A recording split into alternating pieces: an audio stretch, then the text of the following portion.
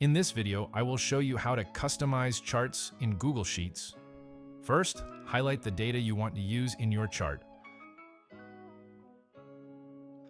Then go to the Insert menu and click on Chart. Your chart will now appear along with a chart editor panel on the right side. To change from a 2D bar chart to a different chart style, click on Chart Type and choose the design you want to use. You can also add another data series by selecting Add Series. If you want to remove a series, click on the three dots next to it and then select Remove. For more customization options, open the Customize tab inside the chart editor. From here, you can change the background color, adjust chart formatting, and customize different elements of the chart. To change the overall appearance, click on Chart Style and select your preferred settings. That's it. Your chart has now been customized successfully. If you found this video helpful, subscribe to our channel.